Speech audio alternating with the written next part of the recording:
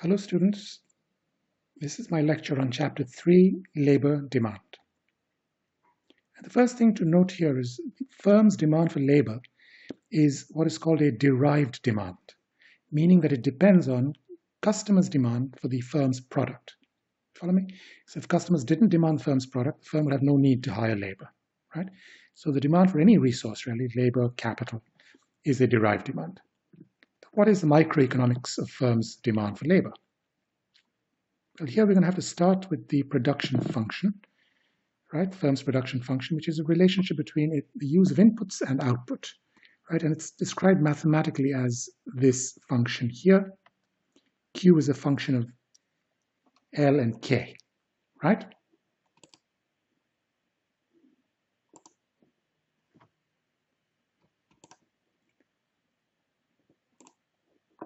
So here, this is labor, that's capital, and that's output. So that's a production function. Now this production function yields us what's called a marginal product of labor, and I'll talk a little more about that very soon.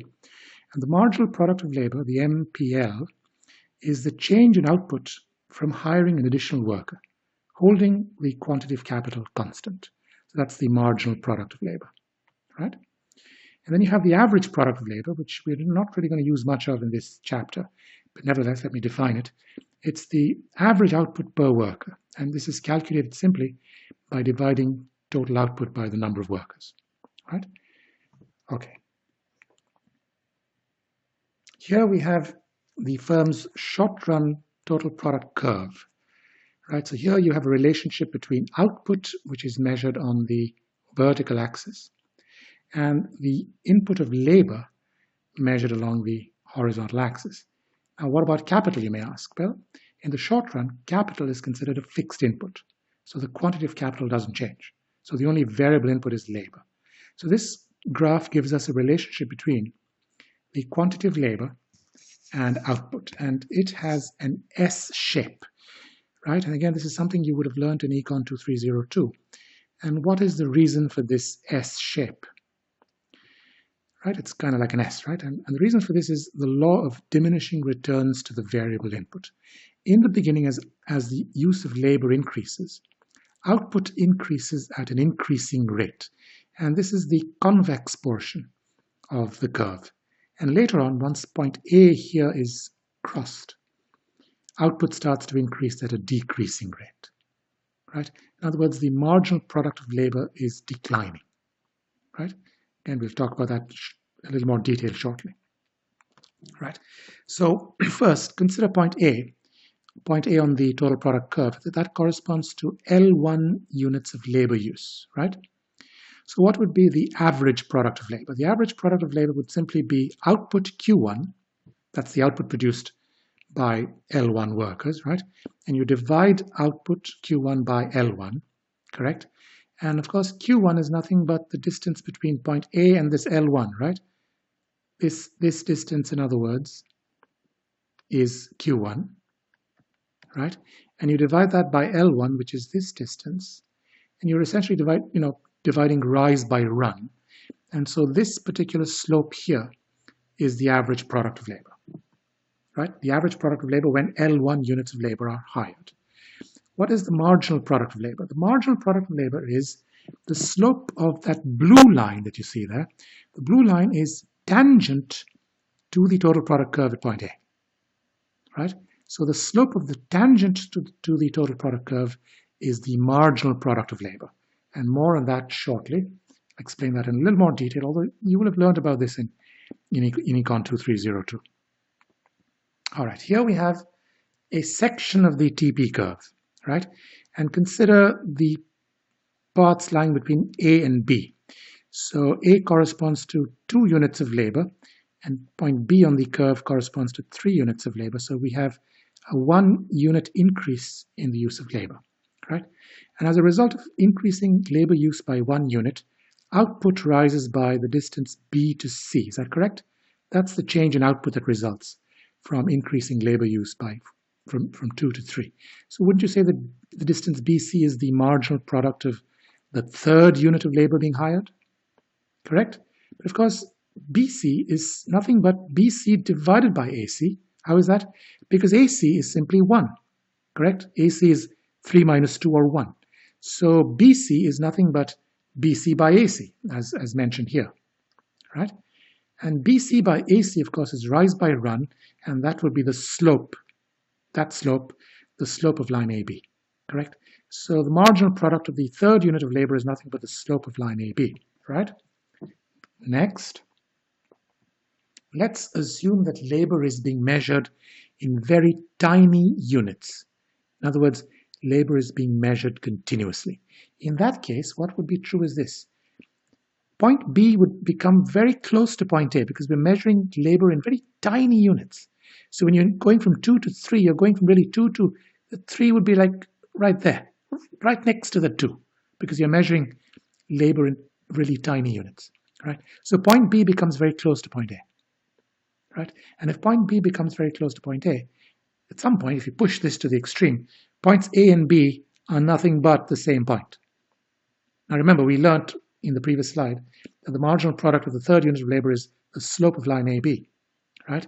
But if B and A were really the same point, the slope of a line that joins them is nothing but the tangent to the total product curve at point A slash B. You follow me? Hence, the marginal product of labor is nothing but the slope of tangents or slopes of tangents to the total product curve, right? So if we set about looking at the slopes of these tangents, you see that the tangents are becoming steeper from this point here. Let's call this point A and that point B. So between points A and B, the tangent is becoming, or the tangents are becoming steeper, correct? So if you plot the slopes of the tangents, right? So really that shouldn't be, that is the slopes of the tangents, right? So that shouldn't be labeled output. Just, let's cross that out. That's an error. So we're plotting the slopes of tangents with the vertical axis, right? And you can see there that the slopes are rising. That's because these tangents are becoming steeper until this point B, right? That's the point of inflection.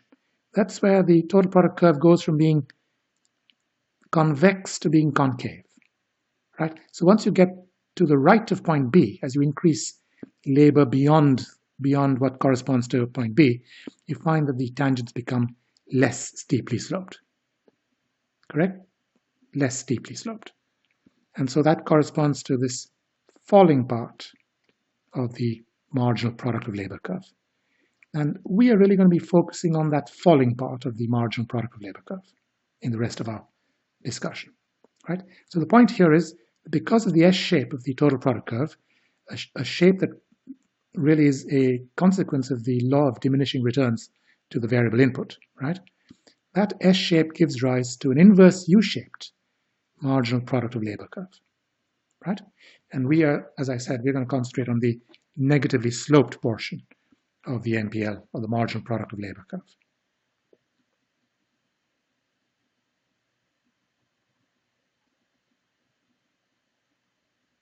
So let's think about the firm's hiring decision in the short run. Remember, in the short run, capital is fixed, right? So we have the firm's profit pi, which is equal to total revenue minus total cost, right? Total revenue is simply the price of output times the quantity of output. So let's say you're talking about a baker, and the baker produces 30 loaves of bread, and each loaf is priced at $5. The firm's total revenue will be $5 per loaf times 30 loaves, or $150, right? So that's the total revenue, correct? Now, what about total cost? Total cost consists of two parts. You have the cost of labor and you have the cost of capital, right? The cost of labor is simply wage times the quantity of labor, W times L. The cost of capital is simply the rental rate of capital, the price of capital, times the quantity of capital. R, lowercase r, is our symbol for the rental rate of capital, or the price per unit of capital, right? So the profit function can be simply written as P times Q minus W times L minus R times K, right? Now, Q, of course, is described by the production function that you have seen a few slides ago, right? So if we replace Q by the function f of L and K, and you put it into the profit functions, in other words, you're replacing that Q here by this f of L and K, you get pi is equal to price times f of L and K minus W times L minus R times K. Right? So how do we choose the level of L that maximizes this function pi? Right? This function pi, profit function, is a function of L. L is the variable there. K is a constant in the short run. Right? So really we have to choose a level of L that maximizes pi. Now those of you who know some calculus will know that to maximize a function you have to take a derivative with respect to the variable that you, with respect to the variable in question, right? L in our case, and set that derivative to 0, right? So in other words, using calculus, and again, if you don't know calculus, don't worry about it. I'm just mentioning this because I thought I should. We take the partial derivative of profit with respect to L, labor. What's a partial derivative? It's a derivative taking the other variable K to be a constant, and we set that equal to 0, right? And this gives us the following. This is our function pi, price times f of L and K minus WL minus RK. And you take a derivative with respect to L. So price, of course, is a constant, price times. Then you take a derivative of the production function with respect to L, and what would that be? That, of course, is nothing but a small change in output from a small change in labor use. Of course, that is nothing but the marginal product of labor. That's how we define the marginal product of labor. Change in output from a small change in labor, right? And we go minus W, right? And that has to be set equal to 0. So that's this is our condition for profit maximization then, right? Price times the marginal product of labor minus the wage equals 0. And if you rearrange this, we arrive at price times the marginal product of labor is equal to W. Now we have here a term for this, price times the marginal product of labor. This is called the value of the marginal product of labor, or the VMPL curve, right? This will become clearer as we proceed. So what is the value of the marginal product of labor? It's the addition to the firm's revenue from hiring an additional worker. For example, if a bakery hires an additional worker who can produce 20 loaves of bread, right? In other words, the marginal product of that worker is 20 loaves of bread, and the bakery can sell its customers a loaf for $3, the price of bread, then $3 times 20, or $60, is the value of the marginal product of labor. This is the addition to the firm's sales revenue from hiring this worker, right? So the value of the marginal product of labor is the addition to the firm's revenue from hiring the marginal worker, right? The firm, next, the firm will hire an additional worker as long as the VMPL is greater than the wage, right? In other words, you'll hire the marginal worker if the worker's contribution to the firm's total revenue exceeds what the firm must pay the worker as wages. You follow me? As long as what the worker brings into the firm is bigger than what the firm must pay the worker becomes an attractive proposition to the firm, right? The firm hires the worker. So as long as VMPL is greater than W, an additional worker is hired, right? Now, if VMPL exactly equals W, the firm will be indifferent to hiring an additional worker. That's why the firm will stop hiring more workers, right? And remember, that's our condition for profit maximization using the little bit of calculus that I demonstrated a few slides ago, right? On the other hand, if the value of the marginal product of labor is less than the wage, the firm will certainly not hire an additional worker, because at this point, the worker brings in less revenue than what the firm must pay the worker. So there's clearly no point in hiring an additional worker, right? So the firm basically stops hiring an additional worker once this condition is met.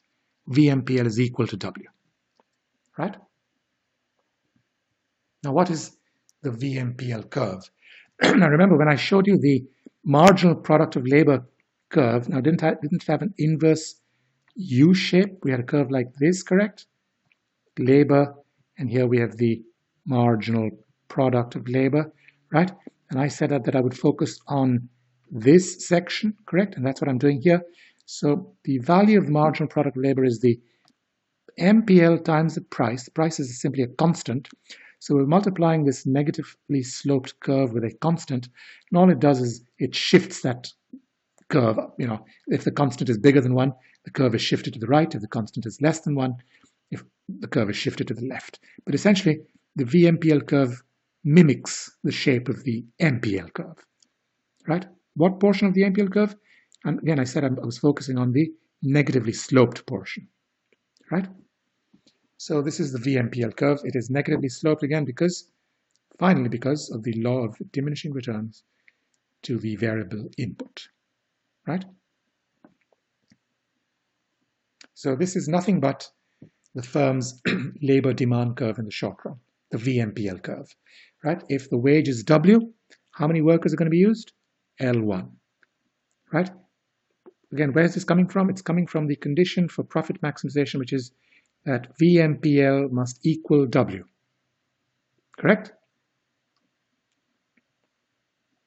VMPL must equal W, right? That's where the firm maximizes profits. It's not going to hire any more workers than that, yes? So this is the VMPL curve. If that's the wage, right, the wage must be equal to the VMPL, right? So this has to be equal to the VMPL, right? And that gives us, you can back out from this, the quantity of labor involved, right? And so L1 is the amount of labor that the firm would hire. That's the amount of labor which fulfills the condition VMPL equals W1. Right? L1 is the amount of labor that satisfies the condition for profit maximization, namely the VMPL be equal to the wage. Right? So the firm's short-run labor demand curve is nothing but its value of the marginal product of labor curve. Now, what would happen if the product price went up? If the product price went up, the VMPL curve would shift to the right, shift vertically upward, really, strictly speaking, but an upwards movement is also a rightward shift. Correct? So remember, the VMPL is equal to price times the MPL, right? It's price times the MPL. And if price rises, that causes the entire curve to shift vertically upward, which is also a rightward shift. So an increase in the price of the product is going to cause the firm's short-run demand curve for labor to shift to the right. There would be an increase in firm short-run demand for labor following a hike in the price of the firm's product.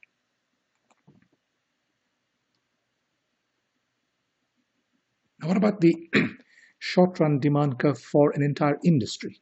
So now we're going from firm to an entire industry, right? So let's consider the original demand curve D1 that you see here, the one to the right. That's the original demand curve. The wage is $20. Oh, sorry about that. The wage is $20, right? And at that wage, the firm finds it profitable to hire 15 workers. And then let's say the wage falls from $20 to $10. Now you would think that at $10, the firm should hire 30 workers. Again, reading this off the curve D1, right? That's what you would think, right? So when the wage falls, the firm hires more workers. However, when the firm hires more workers, remember, it's not just this firm hiring more workers. All firms in the industry shall be reacting the same way. So all firms will be hiring more workers. Of course, this means that each firm's output will be going up.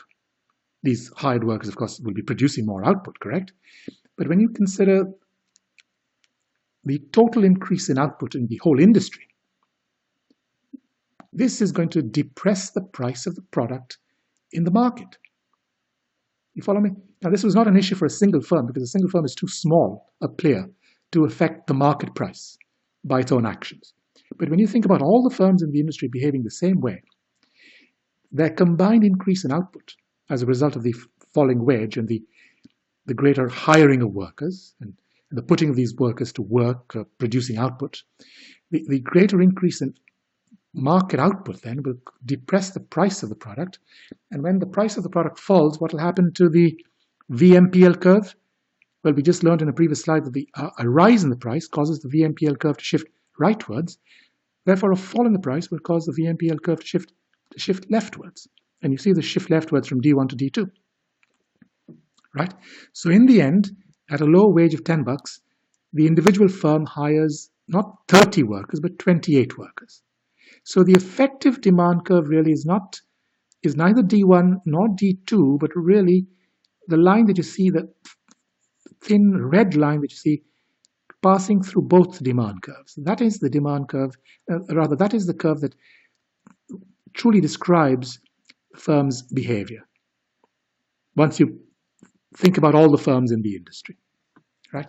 So when you take this red line here, you take this red line, and you add up over all the firms in the industry, you arrive at a curve here labeled T.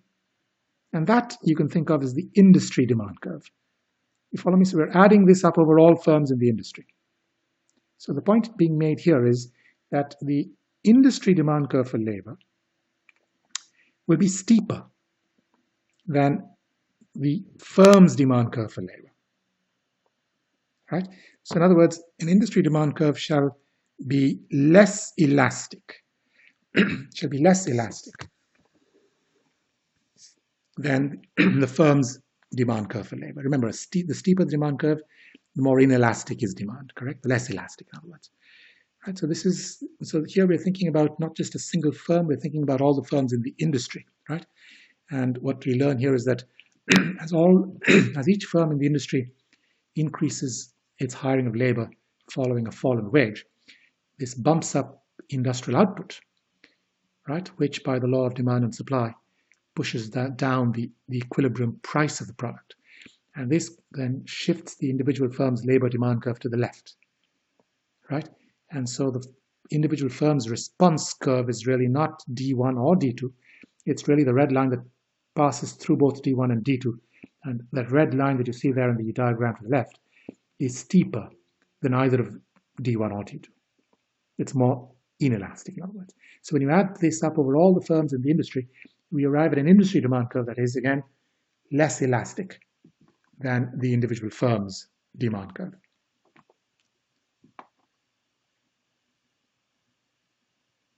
Now, what about the long run? So we've finished discussing the short run, and the short run is characterized by the fixity of capital. But in the long run, labor and capital are variable. Right? Capital is also a variable input. Right? So here we need to bring in the concept of the isoquant and the isocost. And this is going to be quite familiar to you from your understanding of consumer theory. Right? When you have consumers making choices, you have a budget line and you have indifference curves, right?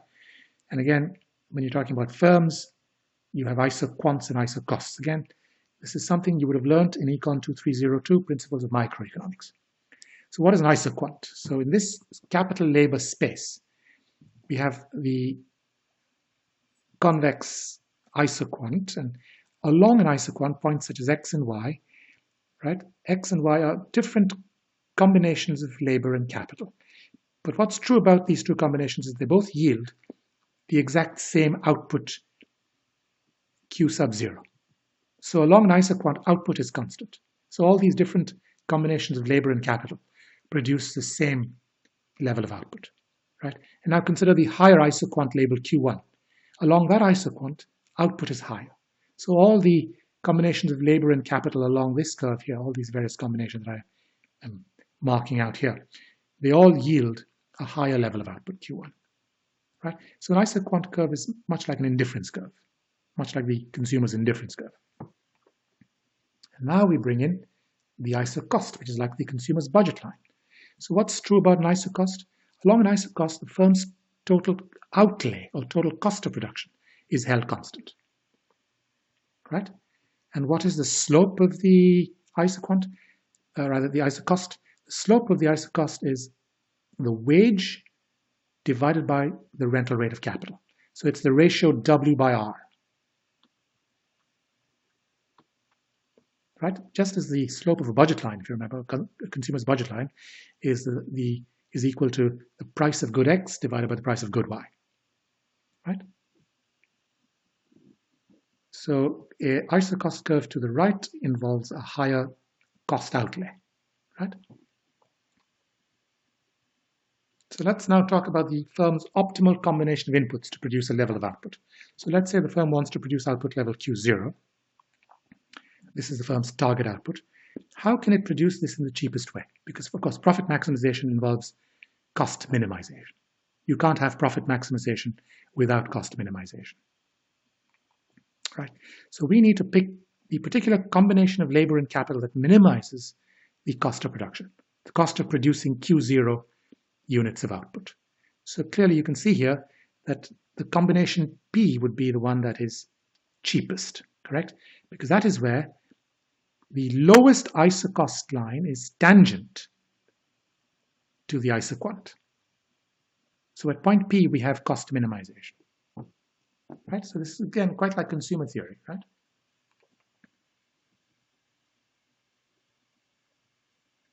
So what is true about the point of tangency? At the point of tangency P, the slope of the isocost is equal to the slope of the isoquant, correct? Now, what's the slope of the isocost? The slope of the isocost, of course, is W by R, as I've mentioned. What's the slope of the isoquant? Now, that has a certain technical term. It's called the marginal rate of technical substitution. Now, you've already encountered marginal rate of substitution when we were talking about labor supply, right? The marginal rate of substitution of leisure for consumption, right? Here we have the marginal rate of technical substitution of labor for capital, right? And the MRTS sub LK equals, in words, that would be the amount by which capital must be increased to maintain the level of output when labor is decreased by 1 unit, right?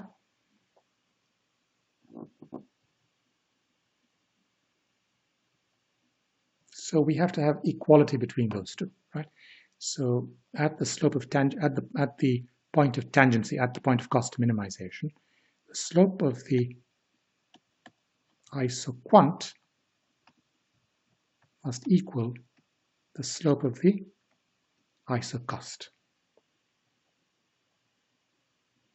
So here we can think in terms of two effects, a substitution effect and a scale effect of a change in the wage, right?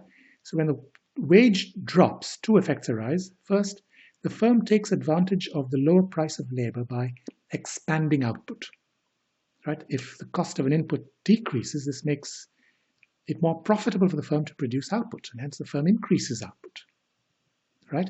And of course, when the firm increases output, it hires more labor. So this is the scale effect, akin to the income effect in the case of the consumer. You also have a substitution effect, and that is when labor becomes cheaper, the firm rearranges its mix of inputs in order to minimize cost. It uses more labor, less capital, and that's the substitution effect. So you have the scale effect and you have the substitution effect, and this is shown us in the following diagram. So let's say the original cost minimization happens at point P. So the original isocost curve is this one here, this little red check mark, right? And then the cost of labor, the wage falls, and of course when the wage falls, R is cost of capital is constant, so W by R falls, and so you end up with a flatter isocost curve, this one. So let's talk about the substitution effect. To get the substitution effect, we draw an imaginary isocost that is tangent to the original isoquant, right? This is the original isoquant, correct? And that tangency happens at point Q. So P to Q is the substitution effect. So basically, as a result of labor becoming cheaper, the firm substitutes out of capital into labor in order to minimize cost. That's the substitution effect.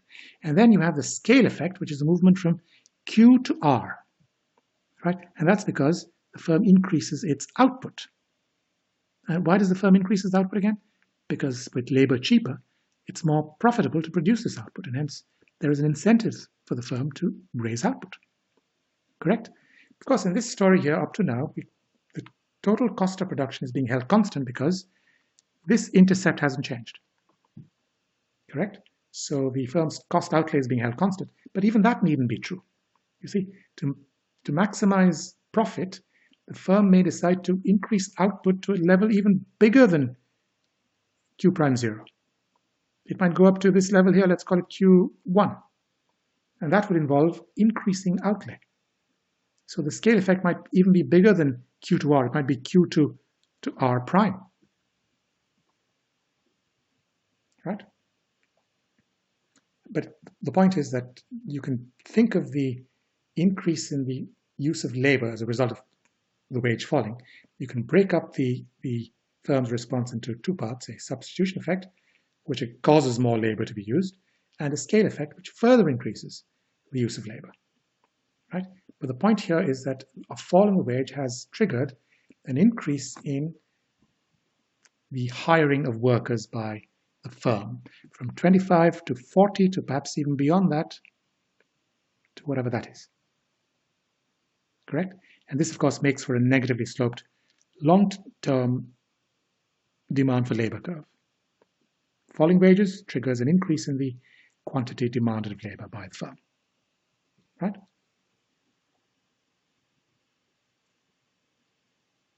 Let's now discuss this concept called the elasticity of substitution. And the elasticity of substitution essentially measures the strength of the substitution effect. Correct? So it's defined formally as the percentage change in the capital to labor ratio due to a 1% change in the W by R ratio. Right? So to quickly move to the next slide, I'll come back to this slide again. If the elasticity of substitution is 5, then a 10% increase in the ratio of the wage to the rental rate of capital would result in the firm increasing its capital to labor ratio by 50%. Right? So what's the capital to labor ratio at this point here? Capital to labor ratio would basically be the slope of this dotted line that's passing through that point. How is that? Capital to labor ratio, right? So at that point, what's true? That's the amount of labor being used, and that's the amount of capital being used. So capital by labor is rise by run, and that's that slope. Correct? So by what extent would the capital by labor ratio change because of a change in the wage to the rental rate of capital ratio? Right? So if labor were to become more expensive, you would have the ISO cost becoming steeper, and you have a movement from this point, let's call that point A, to this point called B, and at point B, the capital to labor ratio has increased. Correct? Now consider this isoquant. This is a flatter isoquant, and here you notice that the change in the capital to labor ratio is more pronounced. You go from this slope to that slope, and that's a bigger increase than in the diagram to the left. So the point here is that the elasticity of substitution is higher the flatter the isoquant. So the flatter the isoquant, the more substitutable are the two factors of production. Right? You have perfect substitutability between capital and labor when the isoquant is a straight line, when it looks like an isocost. That's when you have perfect substitutability. Right? So basically, the flatter the curve, the closer it is to being a straight line, the more substitutable are capital and labor, and so the more responsive is the capital to labor ratio to a small change in the wage to the rental rate of capital ratio. Yes?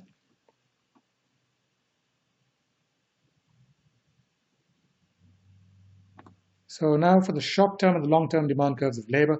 The short-run demand curve for labor is nothing but the VMPL curve that you previously saw. The long-run demand curve for labor is more elastic. Why is that? Because in the long run, if the wage were to rise, the firm can actually substitute out of labor into capital. That's possible in the long run. In the short run, that's not possible because the amount of capital is fixed.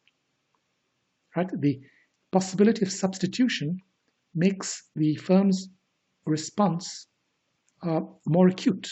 The firm is more responsive to changes in the wage rate.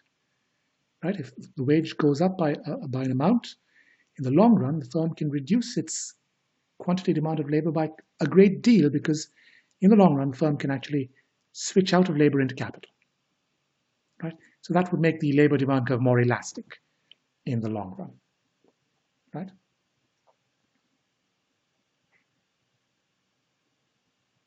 And now we come to Marshall's rules, right? And Alfred Marshall is the famous British economist, and he came up with these 4 rules about the elasticity of labor demand. And he argued that labor demand is more elastic when the elasticity of substitution between labor and capital is greater. So we're talking essentially about an isoquant that is flatter, that is closer to being a straight line. So if the two inputs, labor and capital, were more substitutable, then labor demand would be more elastic. Why is that? Because any hike in the wage would enable firms to switch quickly out of labor into capital, use much less labor, much more capital, because the 2 inputs are very close substitutes in production. Right, so that's number 1. Labor demand is also more elastic when the elasticity of demand for the firm's output is greater. Now remember, demand for labor is a derived demand. It depends upon consumers' demand for the firm's product, correct?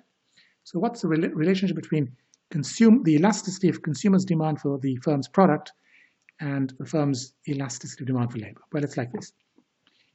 Right? Let's say that you have a fall in the wage, and the fall in the wage would cause firms to increase the supply of their product.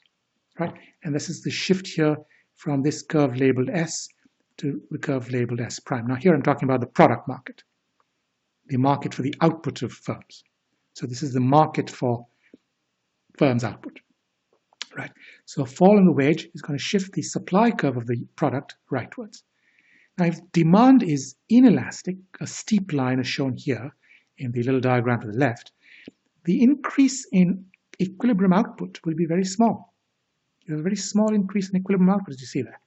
So this would tell us that the scale effect is going to be very small. So the fall in the wage is going to cause the isoquant to shift rightwards by very little.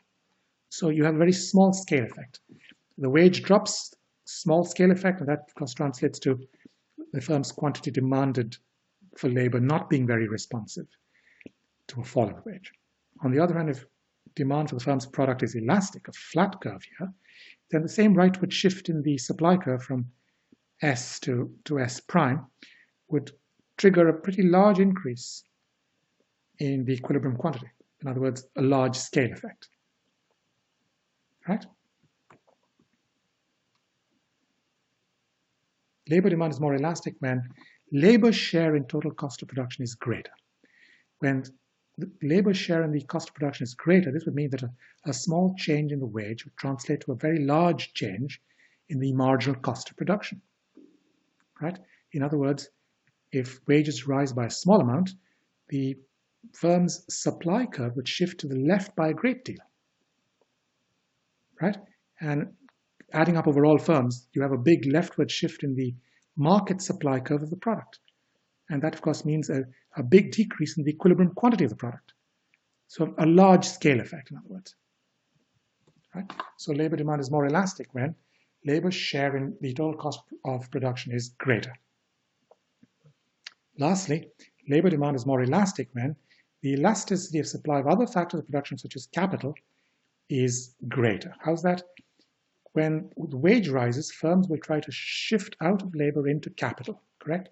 When all firms do this, in other words, start to buy more capital, this would tend to drive up the price of capital. If the supply curve of capital were inelastic, if the supply curve of capital were inelastic, let me draw a little diagram here to show you what I mean. Right, so we have a supply curve of capital. Let's say we have a steep supply curve of capital. This is the supply curve of capital. And we have the demand for capital shifting rightwards. Right, because you have a steep supply curve, you have a very small increase in the equilibrium quantity of capital. But more importantly, you have a very sharp increase in the price of capital. Right? Contrast that with a situation where the supply curve of capital is horizontal. Now we have the demand for capital increasing because firms are trying to substitute out of labor into capital, but now the rental rate of capital doesn't change. Right? Now, what will be the implication of a rising cost of capital? So firms are trying to shift out of labor into capital because of a rise in the wage, but as firms try to buy up more capital, the price of capital is pushed up right? And when the price of capital is pushed up, this dampens firms' desire to substitute capital for labor. Correct? So in other words, the flatter the supply curve of capital, the more likely it is for firms to shift out of labor into capital. Right? The steeper the supply curve of capital, the less elastic the supply of labor, because a hike in the wage, while it's going to cause firms to try to shift out of labor into capital, this will be dampened by the fact that the price of capital will be bidded up by firms.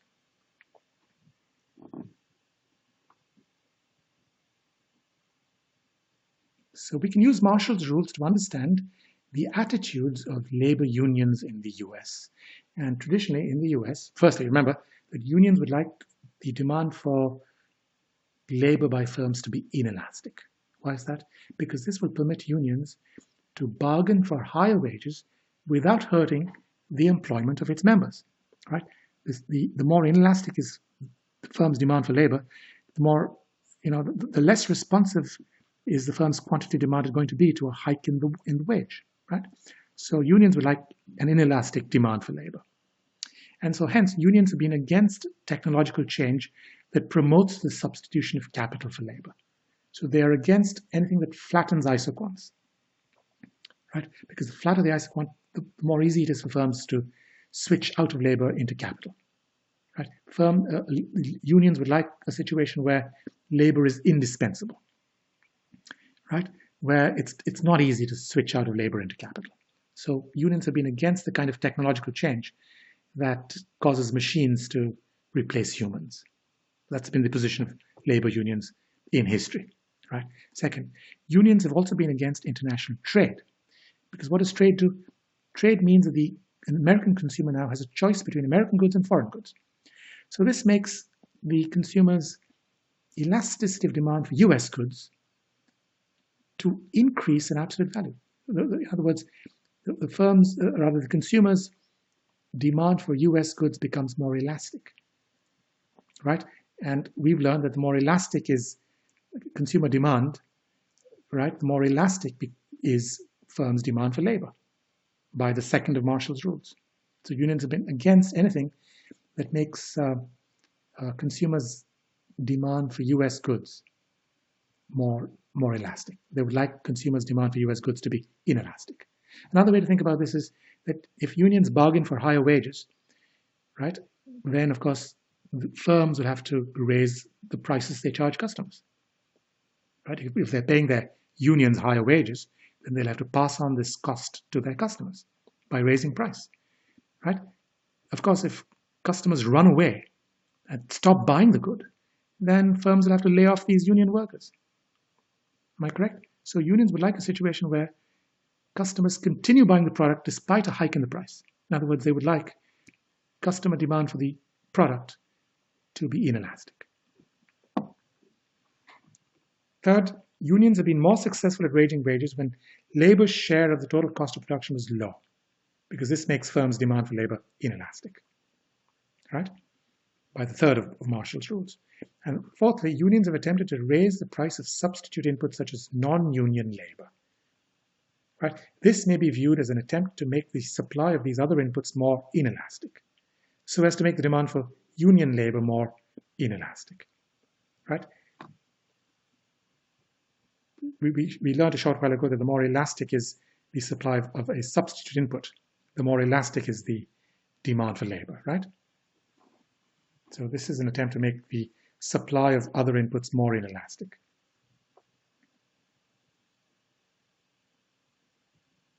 When there are several inputs, you can also talk about the cross-elasticity of factor demand. So this would be the percentage change in the use of input X as a result of a 1% change in the price of another input W, right? If the cross-price elasticity is positive, then the two inputs are said to be substitutes in production, right? That would mean that if that's positive, that means you have a 1% rise in the price of this input, right? And if this is positive too, if this causes a rise in the use of the other input, then clearly the firm is switching out of this input into the other. So the two inputs are substitutes, right? On the other hand, it's possible for cross elasticity to be negative. So in other words, this rise and this is a negative number. This means that you have a rise in the price of this input and the use of the other input falls. So this would mean that the two inputs are complements in production. They go together. It's not one or the other. It's the two are used together to produce an item, right?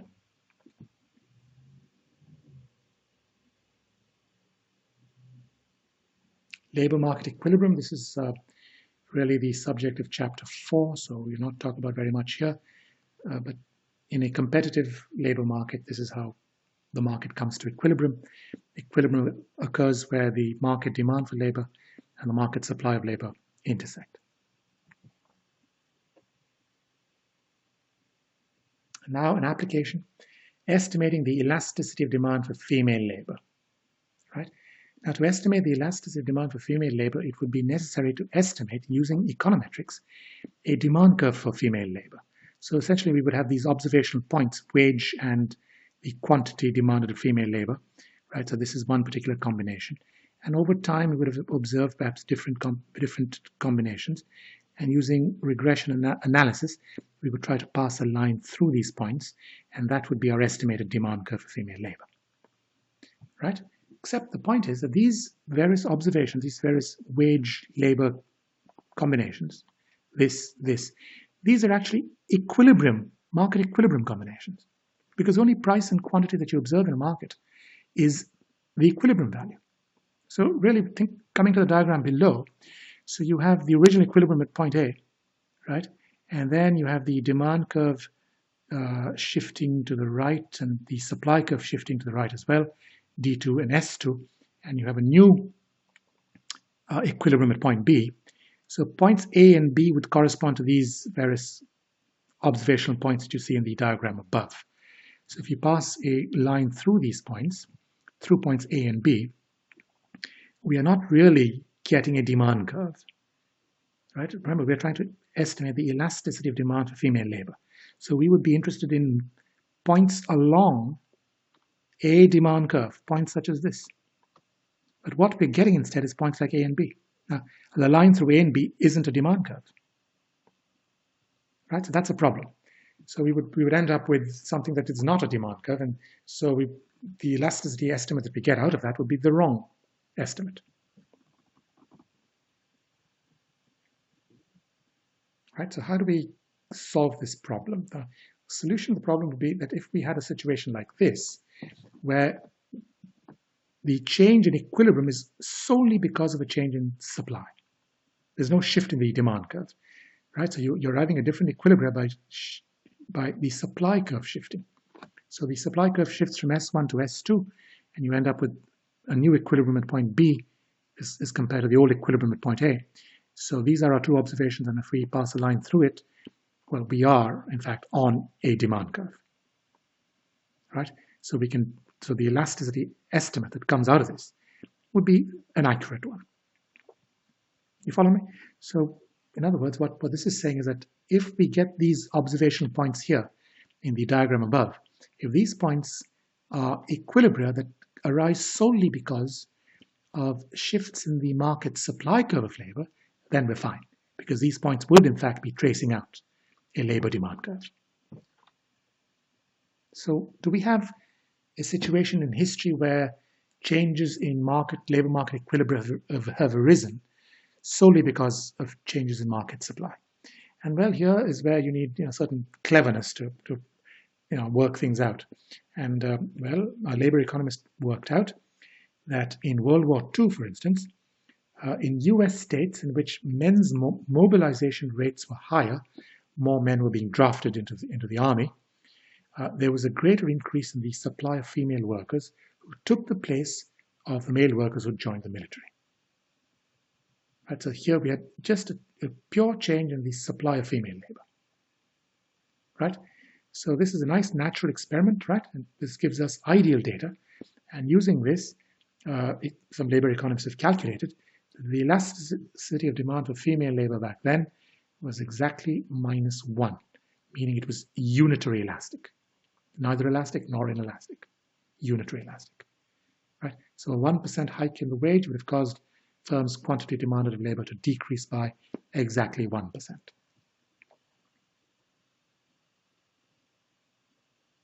Okay, next let's look at the impact of the minimum wage on employment, right? So here we have a demand curve D, the blue demand curve D, and the black supply curve S of labor, and you have equilibrium where the two curves intersect, giving us the equilibrium wage W star and the equilibrium quantity of labor E star, or equilibrium employment E star. Right? Now, if you have a minimum wage, and a minimum wage is basically a price floor, right? It's a price that's set above the equilibrium price, a price floor, right? You've learned about price controls in both Econ 2301 and 2302, I take it. So that's what the minimum wage does. It prevents the equilibrium wage to fall to W star. So if the wage gets stuck at this W bar, the minimum wage, then we find that the quantity demand of labor falls from E star to E bar, and the quantity supplied of labor goes up to ES. And so we have a gap here. We have an excess supply of labor, and another name for that is unemployment. So you would have so many unemployed workers. Firms only hire E bar, whereas ES numbers of workers wish to work, and so the gap there is unemployment. So this is an argument that's been put forward by many, that a hike in the minimum wage, or the minimum wage itself, results in unemployment, right? But one thing that we can get out of this diagram is that the more elastic are the labor supply and demand curves, the flatter they are. In other words, if the supply curve were like this and the demand curve flatter like this, then the ensuing gap at the minimum wage would be bigger, so there'd be more unemployment, right? So the extent of unemployment would be greater the more elastic are the labor supply and demand curves, the flatter the curves. However, there is some argument that the minimum wage may not cause much unemployment for two reasons. First, non-compliance by firms, and this is a pretty real thing. Firms may decide not to comply, to pay their workers less anyway, right? And second, there is the existence of an uncovered sector to which the minimum wage doesn't apply. What would be an uncovered sector? Consider waiters in restaurants. Now, the waiter in a restaurant doesn't get the $7.25 an hour, he gets much less. He's supposed to make up the difference with tips, right? So you have an uncovered sector. So the point here is that if the minimum wage is applied and this causes unemployment in the covered sector, the sector that is subject to the minimum wage law, then these unemployed workers can seek employment in the uncovered sector. So the uncovered sector would absorb these guys then. So the overall unemployment would not rise by very much, is the point being made here, right? So the unemployment effect would be a small one because of the ability of the uncovered sector to absorb the unemployed from the covered sector. You know, what about the empirical evidence? What proof do we have that hikes in the minimum wage exacerbate unemployment, right? And there are some studies of teen unemployment, or the teenage labor market, and this is a good place to study the effects of the minimum wage because most teenagers are working at minimum wage, right? And some studies have found that the elasticity of teenage employment with respect to the minimum wage is very small, minus 0.1 to minus 0.3. So the demand for teenage labor is very inelastic, right? So if the wage goes up from W star, the equilibrium, to a higher minimum wage, the firm's decrease in hiring would be very small. You follow me? So there wouldn't be a lot of unemployment generated as a result. That's a finding. And another interesting finding is a case study conducted in April of 1992. And what happened conducted at some point, but the event being studied is something that occurred in April 1992. And New Jersey raised its minimum wage to $5.05, whereas neighboring Pennsylvania kept its minimum wage unchanged at the federal level of $4.25. So you have two neighboring states. Right across the border, the minimum wage is a bit higher. So this is a nice natural experiment because, you know, the two states are pretty similar, right, next to each other. All you have is this state line. On one side, you have a lower minimum wage. On the other side, a higher minimum wage, right? And the study then compared the average change in employment in fast food restaurants in New Jersey to that in Pennsylvania. And it was found that the average employment in a fast food restaurant in New Jersey actually increased despite the hike in the state's minimum wage. So clearly this shows us that a hike in the minimum wage is unlikely to impact employment. It's not going to cause mass unemployment the way many people fear. Right? Now this is relevant today because President Biden, you may have heard, is trying to raise the minimum wage to $15 an hour. Right? And Republicans are against this because they think that this is going to cause firms to stop hiring workers and lead to a lot of unemployment. But a lot of economic studies show that the impact of the minimum wage is actually pretty small. Labor demand is quite inelastic. Right? Or let's put it this way, labor demand for minimum wage type workers is quite inelastic.